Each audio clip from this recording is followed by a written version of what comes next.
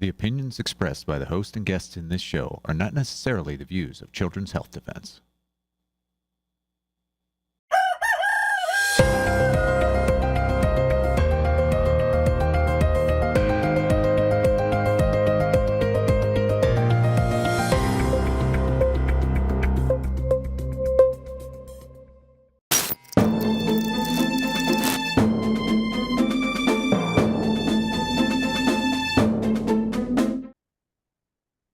Well, good morning, everyone, and welcome to Financial Rebellion. We are live here at CHD TV. It is the 2nd of April 2026, and this is supposed to be World Autism Awareness Day, which we all know is utterly ridiculous because with 1 in 31, which we all know is way more than that, on the spectrum, everybody knows someone with autism. We don't need World Autism Awareness Day. Thank you, though. It's Autism Awareness Day in our house every single day, as many around the world, not just America. This is a huge issue around the world. So I've renamed it World Vaccine Injury Day, which is much more apt.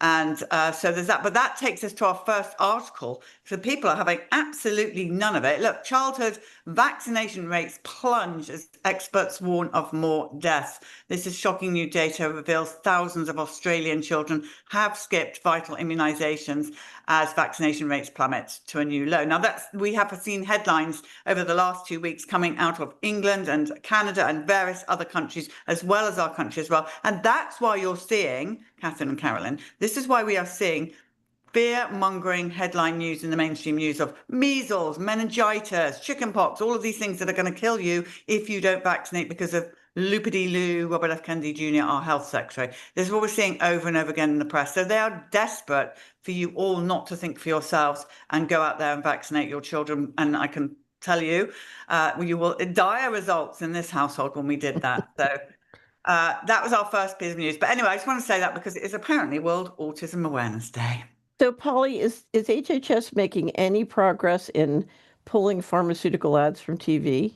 I've seen nothing on that. Okay. Or any more progress on the vaccine. Everything's gone very quiet. It's all food, food, food. And I don't know what's going on there, but I would imagine if I was Robert F. Kennedy Jr. and I was given the option, hypothetically, everyone, if I was given the choice, like, okay, either be quiet and get out. You know, if you can't be quiet about vaccinations, get out. But at least if I stayed there and I tried to at least fight the food, which we all know is a massive issue as well, that's better than nothing. But something is definitely, without a doubt, going on there because I know him and I know he just absolutely does not think the vaccines are safe and effective. He knows there's a problem with geoengineering. He knows there's a problem with radiation. He knows all these things because he's litigated against it, number one. And he's been our boss for so many years, and you've seen him speak. You've got that too. I've been in Washington when a war starts, and a war starts is when the pro-centralization team jams everybody. So if you're playing an inside game, it's a very difficult time and that's why almost everything goes silent. So it's just the nature of what Washington is like under these conditions. Yeah, well, it's infuriating because, yes, war's horrific, people are dying. Okay, I get that. But the vaccine issue is a war on its own. Children are dying. Adults are dying. People are dying in hospitals. So there's a war going everywhere. Well, you talk about this, Catherine, the whole time. Right. Okay, so we want to go to our next story? Yeah, let's go to the next story. $64 billion of data center projects have been blocked or delayed amid local opposition. What's this about? Catherine? It's yours, Carolyn. Oh, sorry. This is happening all over the country. But meanwhile, my state of Ohio has more data centers than any other state. And it's like the 7th largest state in the union. So, it's got more than its share. And they're now talking about a $500 billion project that's going in 70 miles south of Columbus, which is in the middle of the state. So, they're all over. And when I was flying back from Salt Lake, I looked down and I saw what looked like warehouses, but I assume that a lot of them were data centers. But there's public awareness now, and they're stopping just localized groups taking, doing what they can to find out how much water and electricity these things are going to use, and uh, uh, opposing the non-disclosure agreements that keep the deals not transparent. So, we're making some progress in educating people, but it's happening all over the place. So, Carolyn or Catherine, either of you, if you had to summarize the data centers up to someone who had no clue in a couple of minutes, how would you do that? The danger. So to institute the surveillance and tracking you need to implement spatial control and programmable money, you need to collect and manage an extraordinary amount of data and use AI to manage it. And that's what the data centers are for. They're a control grid. So this is the infrastructure necessary for the digital control grid. It's not an accident that the biggest one in the country is going in Ohio, under sponsorship of the same man who sponsored Jeffrey Epstein. And if you come to Solari, we have a commentary called "Was Jeffrey Epstein the Father of Programmable Money?" The answer is clearly yes, and it points you to a wonderful Substack called Escape Key Substack. And Meryl Nass had the author of Escape Key Substack on her show on CHD TV last week, and I recommend it to anyone who wants to understand the relationship between programmable money, Jeffrey Epstein, the digital control grid, and the data center. We just covered on Money and Markets a story of a data center that went in 2011 for Amazon, and it's causing serious cancer and health problems in an area. And that was in 2011. It's all that the sort of cancer and extraordinary health impact is just coming to the fore now, 14 years later. So imagine, what's going to happen with the Great Poisoning in America if all these goes in. The good news, unfortunately, is the Straits of Hormuz and what's happening with the war, I've said publicly now, is going to be COVID 2.0. And what that's going to do is that's going to hiccup a lot of the supply chains that the developers of these data centers need. So, we may see the data center building slow down a lot as a result of what's happening in the global supply chains. But the effect on the ground is that these data centers use an enormous amount of electricity and an enormous amount of water, which means when you have a fixed amount, you're either going to have to build new facilities to produce those, and the people who live there are going to pay for it. And already we're seeing a lot of energy bills going up. That may be partly from the war, but they use enormous amount. They're very loud too, I understand. And Right. they're putting them out in cornfields. There's a serious noise pollution problem that causes anxiety. And they're out in the middle of rural areas, so they're taking over farming land. And Renette has been covering this so brilliantly on Financial Rebellion. So. Oh, yeah. So I'm sure you'll talk about it more when she's on in 2 weeks. Yeah. Okay, let's get the next article up, please, Lou. Louisiana House Committee advances bill to replace brake tags with QR codes. Oh, please, no. Yes, Carolyn? and this is brake tags is what they call in Louisiana. They call an inspection sticker, and ordinarily you just have an inspection sticker that's printed out, and some a policeman or somebody can see that your car's been inspected. But when you put a QR code in, it can operate as a surveillance mechanism for your car, and you can be followed around. So this has been, reporting out of the House committee, and we encourage anybody who lives in Louisiana to call your representatives and put a stop to this. Yeah, it's not too late to stop this. I am sure this is designed to coordinate with flock cameras. Oh, yes, absolutely. Right. Catherine, Yeah. I'm sorry, I hate to do this to you, but I'm going to have to. I was literally with people from, very close to me last night. Let's just leave it at that. Who, again, were arguing with me about QR codes. Could you please, in no more than 2 minutes, please tell people why it is so dangerous that we have these QR codes? And what was the line they used again? It was just something like, if you can't beat them, join them. And that line again, please, very strongly explain to my colleagues why QR codes, we mustn't use them. So first of all, QR codes are subject to all sorts of technical problems and fraud. So you can really, this can make it much easier to defraud you. So that's issue number one. But the second thing is it makes it much easier to surveil and track you. And you can say, oh, well, that's okay, I don't mind. That's because you don't understand what's coming with programmable money. And the whole QR code system is going to make it much easier to enforce social credit systems and rules against you. So you are talking about building yourself into a slavery system with QR codes. They're a very important piece of this. And a QR code is made by someone on behalf of a company that's using it, and they use tools. And one of the major QR code creating tools is through Google, which is surveilling us otherwise all over the place. So right, and it makes it much easier to aggregate all of your data into one app, one use. So, but yes, the fraud level's high with QR code. So, I'm going to be a bad guy when I hear someone say, if you can't beat them, join them. What I hear is somebody who's ingesting a huge amount of neurowarfare and mind control and subliminal programming. Yeah. I'll just, Or they're just stupid. What I've found is with people, I've worked all my life with people with very high IQs and very low IQs. And what I've discovered is stupidity is not a function of your IQ.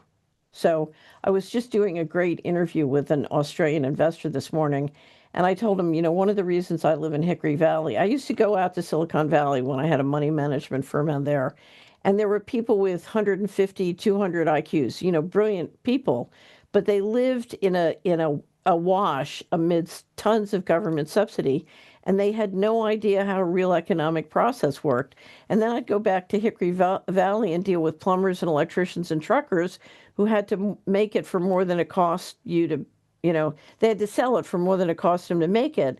And they were smarter and wiser than all these guys with Harvard and Stanford degrees with 150 IQs, right? Yeah. So, because there's intelligence and streetwise.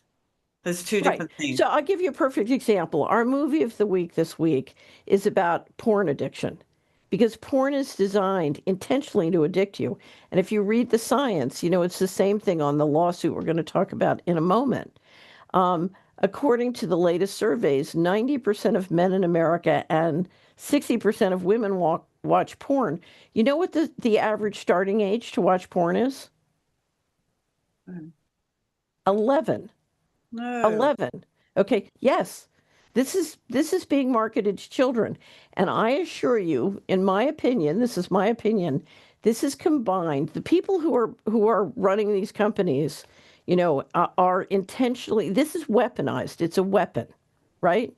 And it's designed, first of all, to get you addicted. But second of all, to basically, you can overlay on these things huge amounts of subliminal programming and neurowarfare and other things to get you to vote for somebody or to get you to, go buy something. So it's being weaponized and targeted against you. And finally, I can migrate you to watch porn with underage actors. You may not even realize it. And now I've got you on a felony. I've got a control file. Okay. So this is really dangerous, and it's physically addictive because of the way they've engineered it. And, and people will say, oh, well, it can't hurt. I'm just watching porn on my phone. You don't understand. This is not just porn. This is a weapon, and it's being used against you intentionally. If I can get a whole society addicted to drugs, addicted to alcohol, addicted to porn, addicted to social media, addicted to sugar, I've got them under control. This is a weapon, and you are being poisoned, whether it's your mind or your body. So get smart. Yeah, and it all leads back to the iPhone as well, the phones that we have, everything, whether it's porn, right. whatever. The people who own and make those companies, they don't give their kids iPhones. Right. Right? Yeah, it's I mean, we've got to keep hammering this down. Thank you for that. All right, let's get the next article up. Please do. Okay, so Yeah, go on this then. is great. This is wonderful news. So Meta and YouTube, Google, just lost it's a landmark lawsuit for systemically engineering their products, to inspire addiction. This is the same issue as porn with social media. And they were able to document and prove in court that this was intentional and they knew the harm they were doing. Now, here's why this is so important, Polly. And if you saw the damages in the trial were almost no money compared, these are companies worth billions and billions of dollars. So the damages was tiny in financial terms, but this is a signal to every class action attorney in the country to go after these guys for harming every social media consumer in the country. And and that's why their stocks, I believe, traded off so much.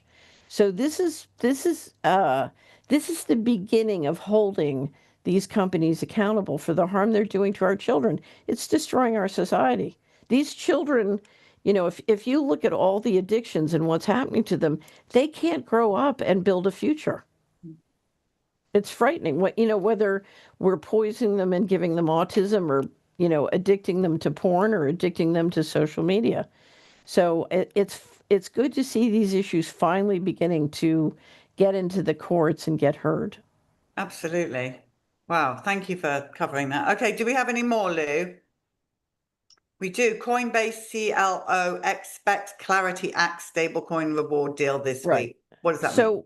So one of the most important things going on in our society is, we've had an over-financialized economy for many decades, and now sort of the real economy is breaking down and the financialization isn't working. I just did an interview that we'll publish in 2 weeks on something called the hard bifurcation. It's a wonderful article by Craig Tyndale talking about how, the days of financialization are over and we've got to attend to the real physical economy. At the same time, in Washington, we're passing a bill to radically increase the financialization of the economy. So literally, Polly, we'll talk about programmable money on a different show, but there is a plan underfoot to take the entire global stock and bond market and all real assets and shift them from where they're currently traded onto digital tokens on a distributive ledger so you can make them programmable. It's the digital control grid. And again, going back to that Escape Key Substack, it's brilliant coverage to explain to you how this has all evolved and how it's going to be working. And I can't recommend that enough. So we're going to be talking about the Clarity Act and programmable money more, but it looks like the Clarity Act is about to pass, and get ready, because I feel like Noah, the financial tsunami is coming, and this is going to be, if you think we have trouble talking people out of QR codes, wait till you see what we're going to have to do to talk them out of the honey trap of stable coins and digital assets. Yeah. I mean, okay. Well, let's talk now about some weird things going on Solari social media, people imitating you. Could you just talk about that? Because actually it's quite dangerous, that. So giving money to wrong people. Here's the funny thing. Carolyn and I are getting quite an education, and this is going to be the addendum to our Deep State Tactics series. So we must be over the target, because we've had a real sort of we had a steady increase of sort of AI slop fake videos, pretending to be me. And, we constantly, the person who runs our social media is constantly having to get sites thrown off because they're imposter. But we've got one that is very persistent, and X won't throw them off no matter what we do or say. And we've had just scores of readers and subscribers complain to X. We've complained to X, but for some reason they get extraordinary protection. But they are now sending people to a Telegram channel that now sends you to a website, which encourages you to sign up for. We had one member of our audience who paid $500 on the theory she was going to get to talk to me. And of course, she never got to talk to me. And now they're sending people things encouraging them to shift their money out of their current I don't know if it's brokerage or bank accounts, whatever, shift their money because they have a way of protecting your money from something called the great taking if you just deposit with them. And of course, my attitude is they probably can because they'll take it first, right? So, we want to do everything we can to protect people from being scammed, whether it's with a consulting fee or, God forbid you should shift money there. But it's amazing how many people have tricked. I've had to call key allies in the media saying, why are you reposting and recommending this channel? It's an imposter. So, And and what's we're it? in the They're actually called Solari as well, are they? No, they're called, But- most of them are Catherine Austin Fitts. Well, you have one called Wealthwise that uses a whole page with me and implies that I'm leading and affirming this firm. They have emails that have Solari in the name, or they have my name in the X feed, or but they pretend to be me in various forms. That's So awful. yeah, no, it's horrible, and of course, Carolyn and I care tremendously about protecting people from financial fraud. So, somebody's having fun getting us back. So basically, someone pretended to be you and said, if you pay $500, you can chat with me. And this poor lady pays $500 to a fraud person. And it's not even, that's Right. really, do you know that, Paul? I hope you gave that poor lady a little bit of time, seeing as she paid $500. So here's the thing. We are now in the process of hiring professional firms to help us manage this. But I do believe, what I said to Carolyn is this is not an irritation. This is an expertise that we must be good at to survive and serve our subscribers in this period, because imposters, AI slop, defrauding, all of these things, I think, are just going to continue to grow. So we have to get good at managing them. But most important, we have to help our audience get good at recognizing this and not getting tricked. Yeah. And I know we've got our guests waiting in the wings, so we can't talk to them, but I do want to do a show with you on AI, because rumblings again in maybe my workplace and other places that we should all be using AI now because blah, blah, blah. And it feels very dark side. So at some point, I'd like to really do a Right. deep dive into that. Right. So in fact, I'm in the process of writing a policy about, sort of Solari and AI, because AI is a tool, and the question is how, do you use it effectively or not? And are you, do you not allow it to bring in the dark side? So Yeah. anyway, Okay, it's a bigger conversation. Yeah, we'll do that another time. But was that? Did we have another article? I think that might be Yeah, it. we did have one article. I wanted to point out we've had 2 briefings on programmable money on the Solari report. We do monthly briefings for legislators. We have another one coming up on April 30th. We encourage anybody working with state legislators on programmable money to come listen. And you can sign up. It's public, it's open, and then afterwards we publish it. So part 3, we're going to revise our model legislation. We worked in 3 states, Tennessee and Idaho, in Utah, to pass legislation on programmable money. Utah, which is known as a leader in the financial area, did pass and sign, the governor signed into law, a bill that put guardrails up on programmable money so it couldn't be used to strip constitutional rights, or it couldn't force people into a box where they had to use it. And we got very close in Idaho. Great legislator, Representative Heather Scott and Elaine Price led that effort. And we got very close, but we didn't get all the way. So we're hoping to come back around and improve it next year. And then Tennessee, we got slaughtered. It was, in my home state, I got absolutely slaughtered.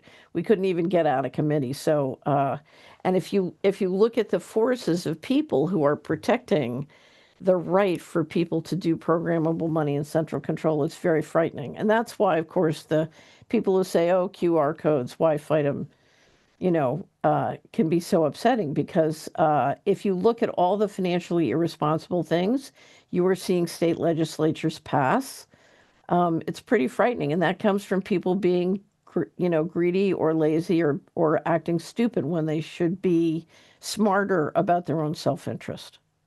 I can pick it. Catherine and Karen, just quickly before we introduce our guest, tell people where to go to subscribe to Solari, where they are safe to go. Just because I think we did that. So go to solari.com, solari.com. You know, everything's there. We also have a list of all of our social media. We are on social media, but it's Solari_the at X. And but you can find on Solari, you can find the list of all our social media. And please make sure, if you're on social media, that you're dealing on one of our channels and not dealing with imposters. Yeah, So awful.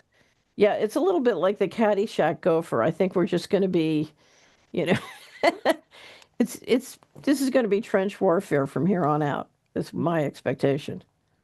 Well, I do think we've kept Stephanie Cross waiting for long enough. So would you like to introduce her? Yes, I would. So we have a really special guest for you today.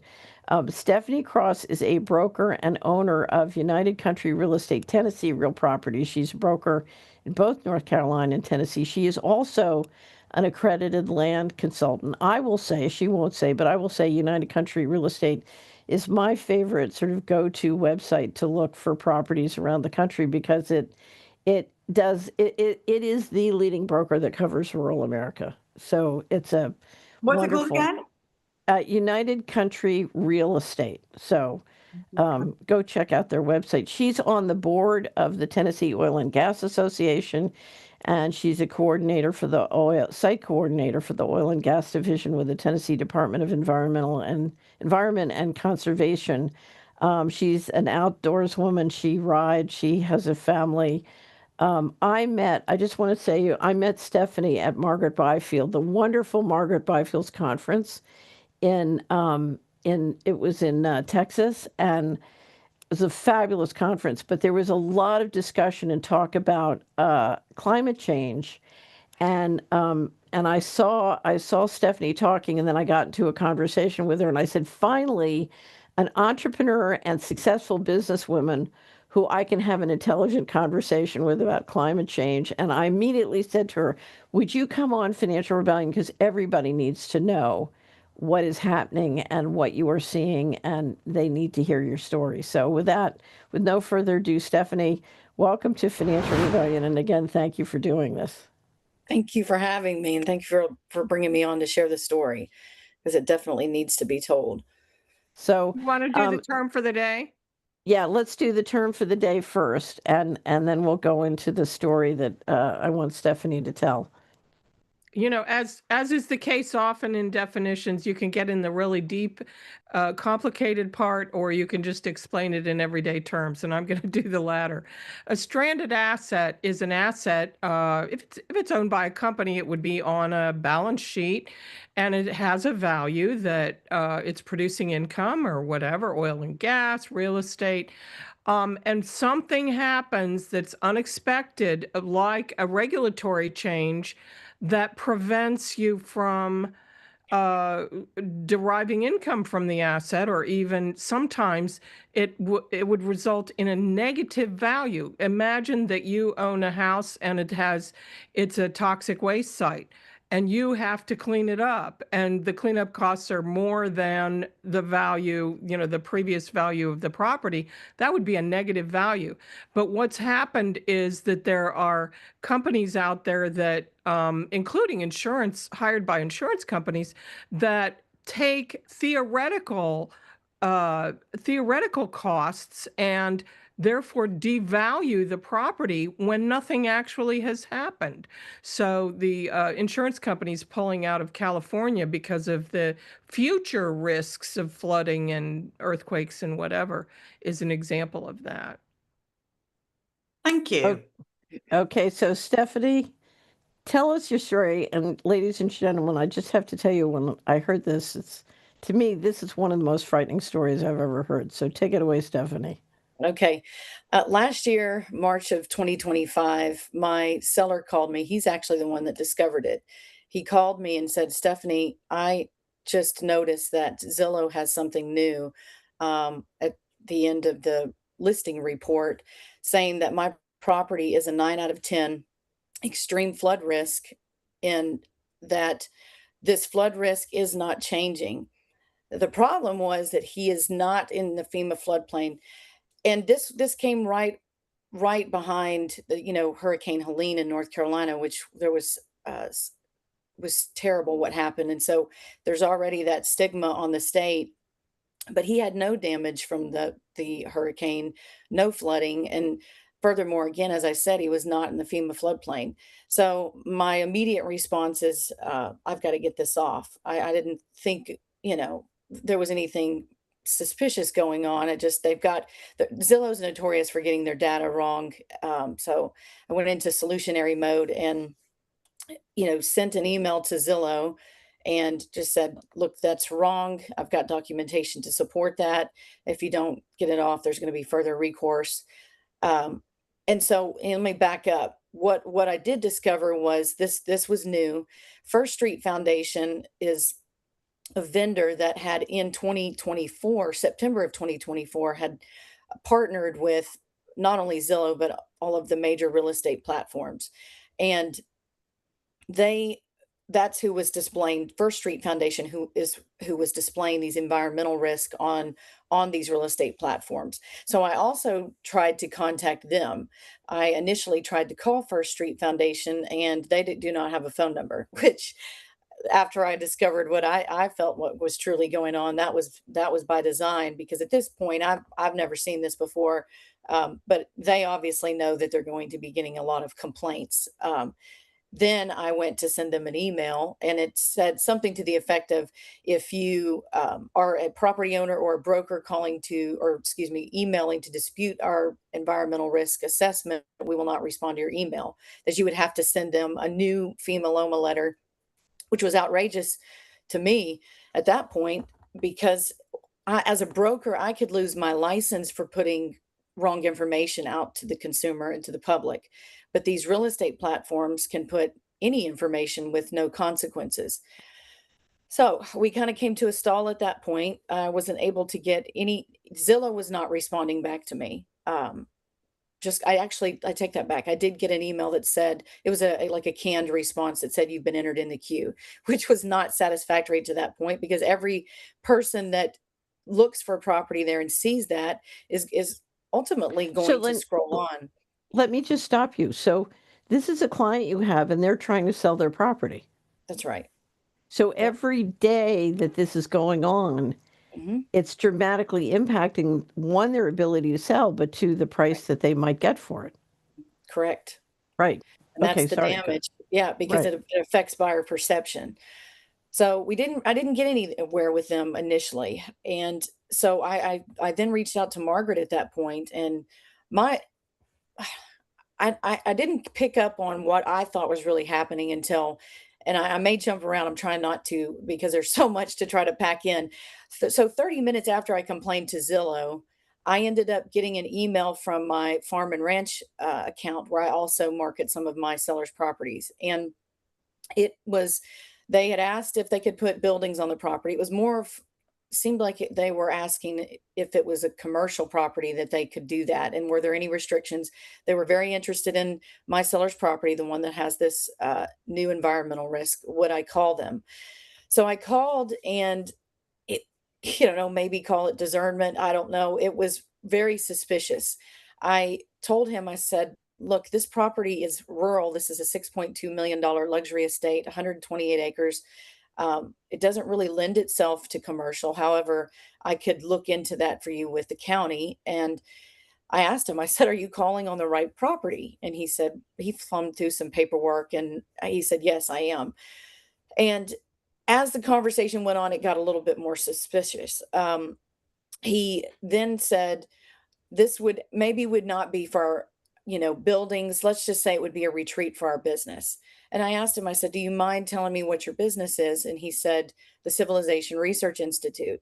Well, as he's talking, I have him on speaker and I'm Googling, and I notice on their page that they're climate alarmist, and they've got, at the very bottom of their page, they have displayed the 17 Sustainable Development Goals. So at that point, I didn't let on that I'm on to them, but very angry, and then start to put two and two together that something's being triggered. Either Zillow's connected with groups and they have triggered, or notified others that there's a distressed seller or broker. Maybe we can come in and purchase this at a discount because they're stressed over this environmental risk on their property. Now, again, that's my first immediate thought. And I said to him, the property is for sale. It is not on sale. That was my way of suggesting to him that you might think that you're going to come in and we are distressed, which we are, but you're not going to get it for a discount. I'm happy to show it to you. So one hand is First Street is coming in and doing something to whack the property down, not giving you the ability to, to prove that what they're saying about the property is false. And then somebody's coming in trying to pick you off cheap. Exactly. It feels like an extraordinary coincidence. Can I just comment? This is not a foundation anymore. They converted to a public benefit corporation and they raised something like $42 million or something like that. They've got investments from BlackRock and Vanguard and they're connected to TIAA. Well, I didn't see, I saw the list of investors on the website. I think you think BlackRock and State Street and Vanguard are in some of the funds that are in. Maybe. I didn't see them directly in. No, they're managing money that's going in. To the Civilization Research Institute? Yeah, or the First Street? Oh, First Street. Right, First that's Street. correct. But if you look at the investors in First Street, is BlackRock using the products? The investors in First Street are Nuveen and some of the private equity firms. Maybe what I came across with BlackRock and Vanguard isn't right, but well, at any rate, they're money-making people who are investing in this. I mean, they started out as a foundation, but they're no longer a foundation, and they are making money on this. Well, they are at the bottom. If you go to First Street Foundation, they have the rolling screen on the bottom, and it says First Street Foundations. Well, and if it's not, I wasn't aware it wasn't foundation anymore, but it says trusted advisors, and that's where you'll see Nuveen, BlackRock, State Street, and they've added to that list. It's really substantial from when I first discovered this in March. The list of NAR is National Association of Realtors. This really runs deep. The people that are involved in this, and there's a lot of money. So what they're doing is, I think that list, Carolyn, is all the money managers who are using their products. That are using it. Yeah, that must be. Right, they're using their products. But my interpretation of the website on the investor section is that Nuveen is one of the investors. Now, Nuveen is a subsidiary of TIAA. And if I'm not mistaken, they invest in land and real estate, right? Right. So, you can get it cheap if you can push down the value. Well, here's what's disturbing here is that in a situation where the information is incorrect and is suppressing price, there's no vehicle to get the information corrected. That's what's scary here. Right. Well, when you put such a strong statement that this flood risk is not changing. Now, I have a copy of that. I printed it off, and it was pretty disjointed, and I almost feel that Zillow did that strategically anywhere, where you try to print the information, it's hard to kind of the front page, obviously, with the environmental risk, but I did print it off. Anybody would see that it was from Zillow, that at that time stating that it was the extreme risk and that the flood risk is not changing. So you can imagine a statement like that, how strong, right on the heels of Hurricane Helene, how damaging that would be. So on one hand, you're affecting buyer perception with the environmental risk, but then in our case now, we are coming up in May, we will be over 2 years on the market, which then also affects buyer perception, because then the buyer wants to know what's wrong with the property. It's been on the market for X days. Well, that's a result of the environmental risk that they put on, that we've battled, that scared off buyers. We had canceled showings before we caught it. And at that time, I don't pressure a buyer that's deciding to go a different direction.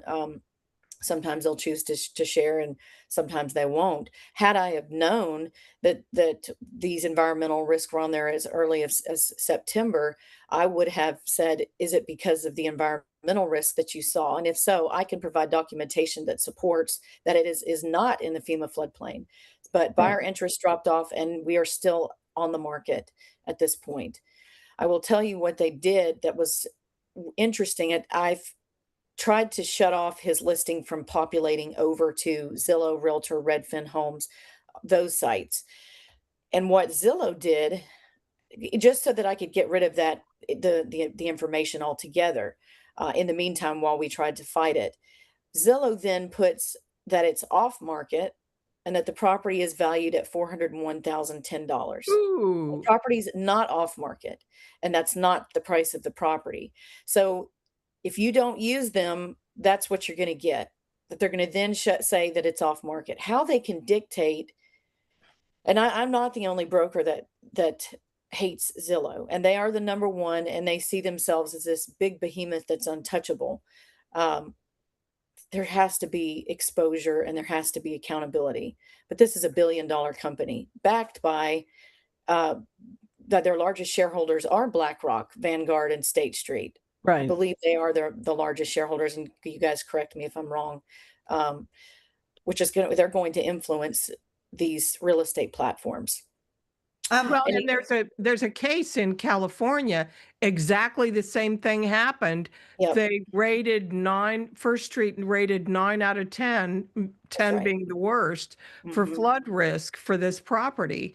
The same thing happened, and they actually backed out in California. And I don't know what the timing on that was, but there's been a lot of concern about this particular company. But if you think about, they've got an algorithm. They might not have even looked at the property, or Zillow doesn't look at properties. It's all algorithms, and it can be wrong. And if there's no way to follow through what the assumptions are in the algorithm, you can manipulate a whole market. Well, and then I'll I'm tell you just something else that was just outrageous as I was investigating all of this. Homes.com had him through the same First Street Foundation at that time had him as a minimal risk, a 1 out of 10. But on Zillow and Redfin and Realtor, they had him as an extreme risk, 9 out of 10. I thought, what a joke. They can't get their facts straight, and it's the same company or whatever they are. I don't know if not foundation anymore, but they've got him as the right environmental risk as a 1 out of 10 on homes, but then they're declaring that he's a 9 out of 10 on Zillow. So and I'll tell you what's even worse is that I've had two experiences. I've got a good friend in Louisiana who has her home actively for sale on the market, and she has flooded.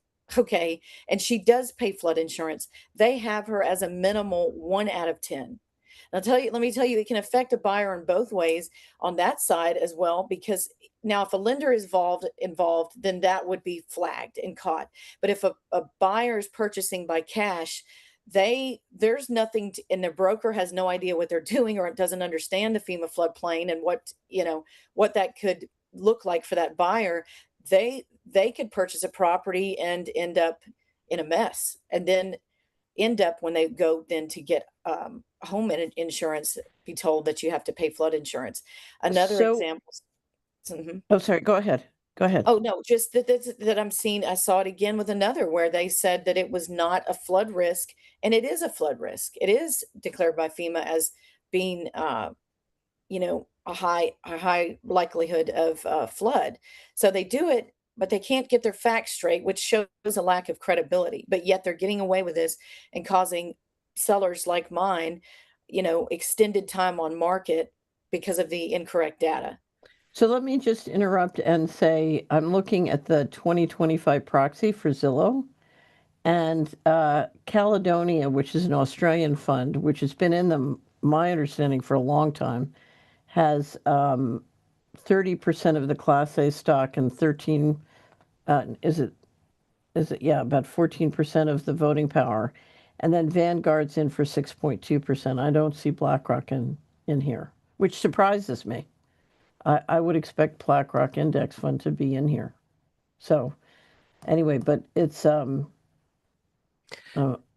think looking at the about the leadership. opportunities. Think about the opportunities to manipulate markets in large ways. I mean, if you want to do an eminent domain suit and take a property, you Right. jam down the value, and then Mhm.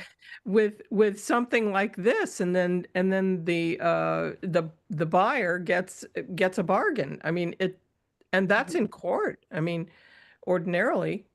So Stephanie. Stephanie, has anybody tried to get Zillow to explain what the feedback loop should be for mistakes? I mean, what I find, I keep coming back to the fact that there is no legitimate feedback. If you look at the credit companies for personal credit, they have legislated feedback loops. You have to be able to deal with an incorrect credit report, and there's nothing here. No. And has there No. been any state legislation trying to No. that attempts to regulate the national companies like Zillow that basically have a tremendous amount of control over the market prices? No, there has not. This is so new, and that's what I'm trying to do, and that's why after I didn't get anything, well, obviously I couldn't. First Street wasn't going to make themselves available, and then Zillow was not communicating with me. Is when I reached out to Margaret Byfield and said, I see this as a land grab, and she looked through what I sent her, and she said, this absolutely looks like another attempt at a land grab. So just in through them devaluing. So, and I was when that group showed interest and asked me to call them and whether they could put buildings on it for the Civilization Research Institute, which is a nonprofit. Are these big groups or big corporations like BlackRock using these Civilization Research Institute and other nonprofits to insulate themselves where it can't be tracked? That was what I was seeing. Here's the thing, so many different things could be going on here. Mm-hmm. And I think that's why I think it's very important to bring this up. Now, when I was down at the conference, Secretary Rollins spoke and was talking about all the things that the administration is trying to do to end, onerous climate change regulation. Mm-hmm. And then you came in and said, wait a minute, this all sounds good, but there's a lot of things going on here. And it continues, this climate change game continues to keep being used, to do things that are very, very harmful to property owners. And that's when you and I started to talk. And what I'm finding is, even though there's an effort to say, okay, Washington is is relieving us of this stuff, there's a different game going on here, and there's no relief in sight. That's where we are right now. There doesn't seem to Right. be any relief in sight. Right. So, Stephanie, can I just say, I know a young couple actually who've been trying to buy a house here in Austin, and everything's on Zillow, and all they're saying to me is everything's floodplain. Everything is floodplain, which to me is super weird. really, Yeah, super weird. Like, are you sure? I mean, this is Austin. Are you sure? Yes, everything's floodplain. What are we going to it's do? Austin's on a hill. Right. So, but Stephanie, what do these young people do? So we've just heard, I didn't know Zillow was bad. Didn't even think about it, to be honest with you. So can you continue to give us a summary, a list of baddies and what they should do? We know about United Country Real Estate now. Is that where I send these young people? I don't know. Well, you could certainly send them to me. They could email me. I'd be happy to talk to them on the phone and then get them plugged in. Right now, I'm working with Molly Vogt with, do you remember American Energy Works? Catherine, they were also Jason Isaac that spoke in Fort Worth. So where we are now, we just finished with an executive summary to get this in front of quite a few attorney generals, because at this point, we feel that's what it's going to take to stop, or just there are small cases, as you mentioned, Carolyn, with the group or the husband and wife. I don't remember if it was New York or California one, but California, yeah. But it's not enough to stop them. It's laughable to them. So Stephanie, do you need legislation, or do you need the AGs to act? I honestly, Catherine, this is such a new world to me. Mm-hmm. I don't really know the path. I mean, I think I would love to get an attorney involved. And once I reached out to Margaret, we did have a call with Bill Dalbo, her lobbyist, with Glenn Hamilton, which is Stephen Miller's partner with America's First Legal. And it Uh-huh. was during the holidays. He was very busy, but he could see and agreed. As a matter of fact, his words were, he said, "This is so astroturf. Basically, this is so fake what they're doing." But in our brief conversation, he said that there are so many different angles and tentacles to this, and just really trying to find which angle we should approach it. I see it as a consumer protection issue. Is it Right. antitrust? There's a lot of things going on here, and I'm probably putting an bullseye on me here to say this, but I would even include NAR, National Association of Realtors, in this. I've been able to track one of their head guys all the way to meetings at the World Economic Forum. There is something really ugly and dirty going on here, and it's going to affect our ability to buy and sell our properties in the future, and potentially even my kids from owning property in the future. So it would be great if an AG could take this on and Mhm. use the powers of their office to get to the bottom of what's happening here. I mean, we don't know, we know there's a game going on. We don't know what it is. And so if we could find out what it's doing, because you're talking about a big data project to look at what is happening on scale as to prices and the ability to market based on, these scores and the inability of people to get them fixed. Well, and this is happening at the same time as private equity is buying huge swaths of single family homes, and they want to have them cheap and then rent them out, instead of having young people, who can buy them as their own property and live in them. So, you got to think that the private equity companies that are buying up these properties all over the place have some interest in They things do. that jam down the prices.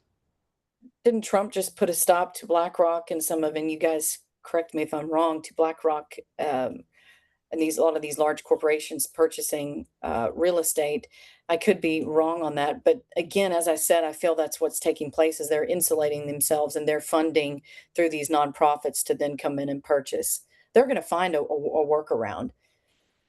Right. So So let me ask you, Stephanie, given what's happening with the war, what's going on in the market? Tennessee continues to grow like gangbusters. So you're yeah. right. You're right in the middle of a growing market. But I think it's important. We do want young families to be able to buy homes and bring their kids up and Mhm. in a home that they own. What's happening to young people in this market? Well, that part's yet to be seen. What's going to happen if this goes unchecked?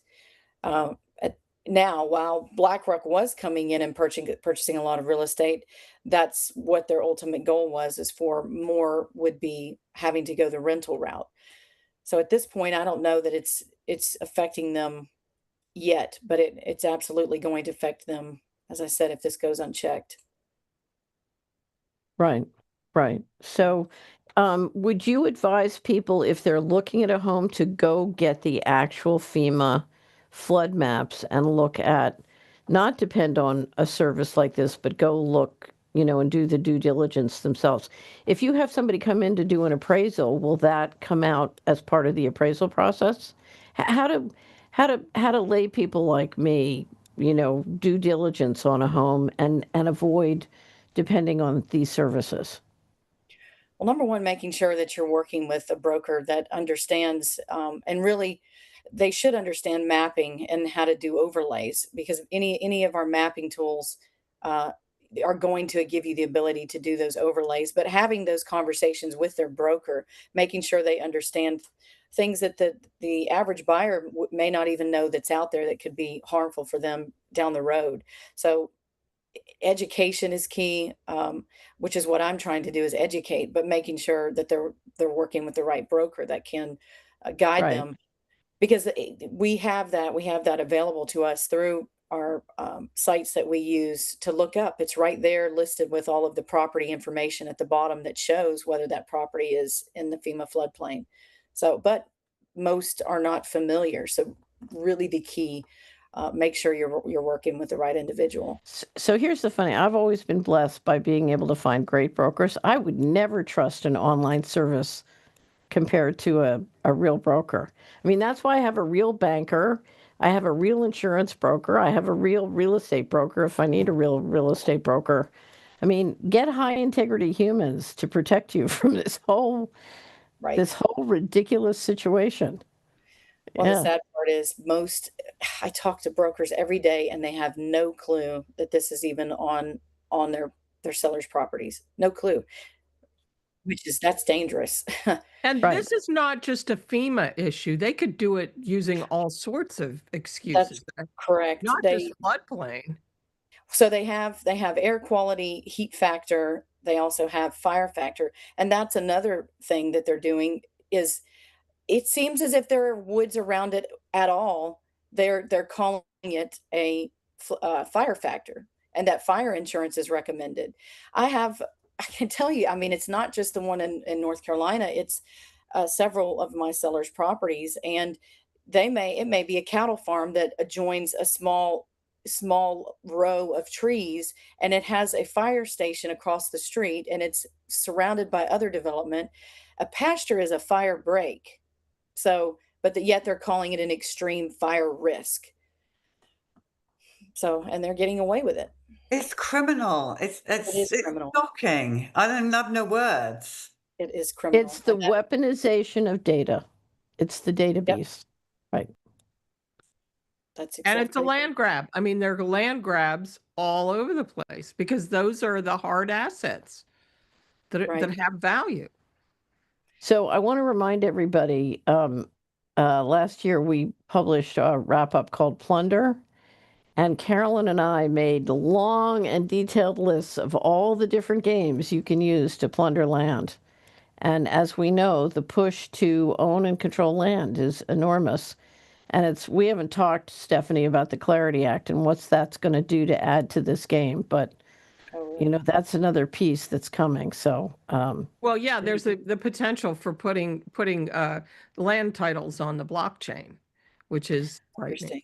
So in the next 2 minutes, we should do, I want your contact details up on screen, please, Stephanie, for people who want to learn more, for real estate people who need to learn more, anything, recommendations of where to go, how to contact you and the organizations you recommend. They could call me. My number's 931-248-6785. And they could also email me, and it's Stephanie@TennesseeRealProperties.com. And we can put those in the notes, right, Lou? Yeah. Right. And Stephanie, I just want to thank you for, thank you for a great time at Margaret's conference, but also thank you for being willing to come on and explain this, because I think there are excellent brokers all over the country who need to know about this, and homeowners who need to know about this. We all need to know about this if we're going to, protect our property rights. Thank you for allowing me to share on this. All of this took place. I told the Lord, I said a prayer. I said, hey, if this is what you want me to speak about, then you're going to have to give me a platform in which to share it. And he certainly has, but it's still new and they are still plugging away. So it's got to explode. And keep us updated, Stephanie, as things happen. Thanks to you, we know not only are they trying to put a social credit system on us, they're trying to put a social credit system on our house. Right. Yeah. Unbelievable. Well, Stephanie, thank you for educating us. Really, truly, amazing conversation. I'm going to go and warn those young people straight away and give them, I hope by giving your number out, I don't know, Lou, I'm not sure whether you could. Well, that's right. I know how to navigate through that. My number's public anyway, because that's my work line. So they could find it if they really wanted it. So it's okay. All right. Well, Stephanie, thank you so much. And Cass and Carolyn, any last words? No, I'm just really grateful. As Stephanie said, we thank the Lord for bringing us together.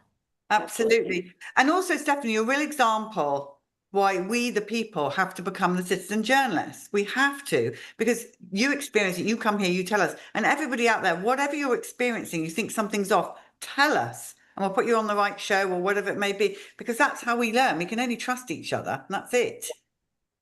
And I'd So- like to say Happy Easter. Yes. Yes. Yeah, here comes the resurrection, my favorite time of year. And Yeah. Passover.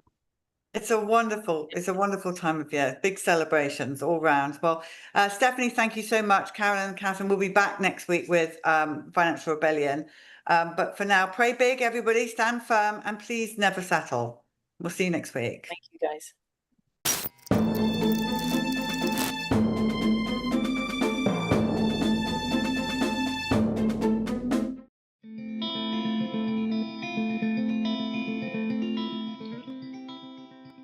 Tell us your name, please. Michelle Mixa. And this is about your children. How many children have you got? I have 2 children, And how- 15 and 12. 15 and 12 they are now. Yes, And they've never had a vaccine. never.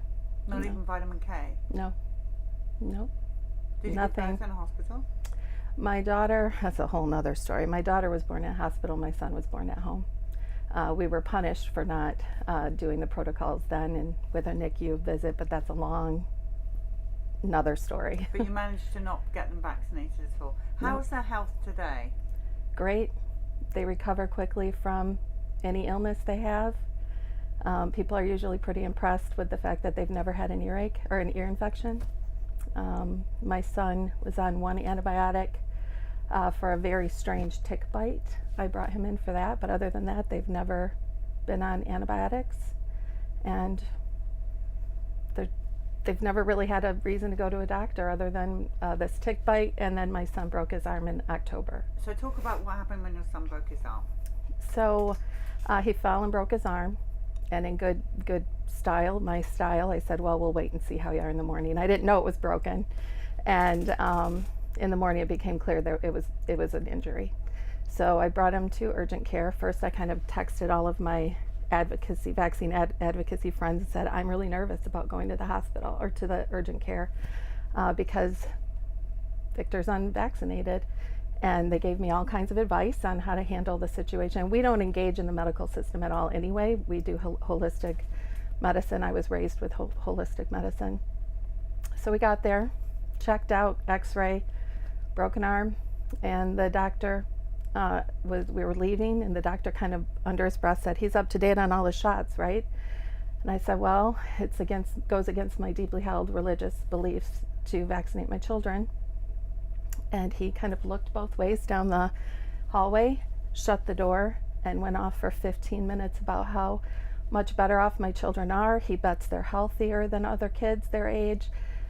He was injured by the COVID vaccine that he didn't want to take. He took the first shot and then said, no more, go ahead and fire me. It was just 15 minutes about that he felt like he didn't really even have access to medical journals and medical research. That he felt like he was being left in the dark regarding COVID and the vaccines and options of treating patients.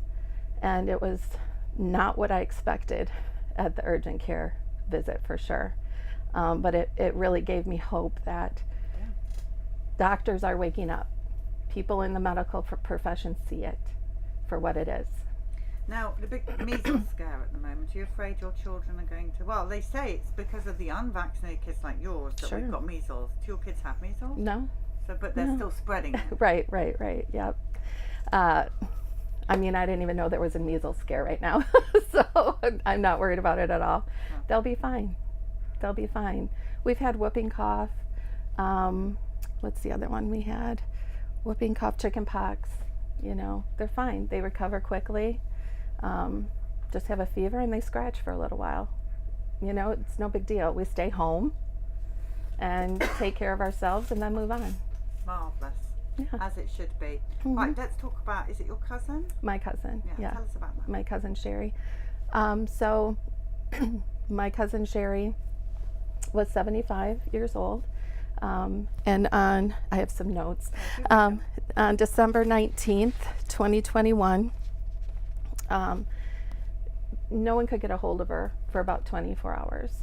And she lived in an assisted living facility. She took care of herself. She didn't have nursing help or anything, but she did live in an assisted living facility, and no one was able to get a hold of her for about 24 hours. So her granddaughter went over and found that she had fallen, and she had been on the floor for a while. She was cold. So they called the ambulance. That was about 2 o'clock that they found her. Called the ambulance, which took a little bit of time, and brought her to the hospital. And as she was going through the lobby of the facility where she was living, she was in really good spirits, joking around with people, saying, "Who's going to sneak the Coke up to the hospital for me to drink?" And just in a good mood, and just felt fine. They just wanted to make sure she didn't break anything. She was 75. So she got to the hospital, and everything was pretty normal. She was stabilized. They were waiting to do some tests. So her granddaughter left because her granddaughter had small children that she had to go attend to. And nobody spoke to her again after that point, none of the family. About 6 p.m., the granddaughter, they refused to call my cousin Jeff, who was the one who was responsible for her. So they called the granddaughter and said that Sherry had tested positive for COVID. And the granddaughter said that doesn't make any sense at all. She wasn't sick. She wasn't coughing. There was no sign of any kind of illness. And then around between 8 and 8:30, after my cousin had called frantically trying to get a hold of a doctor finally spoke to him around 8 or 8:30 and was told that she was starting to go into organ failure. It was the beginning of organ failure. She was unvaccinated. She did not take the COVID shot. Did they give her remdesivir? Yes. At that time, my cousin Jeff told the doctor that Sherry was in stage 4 kidney failure. She had refused dialysis, and she, had kidney issues.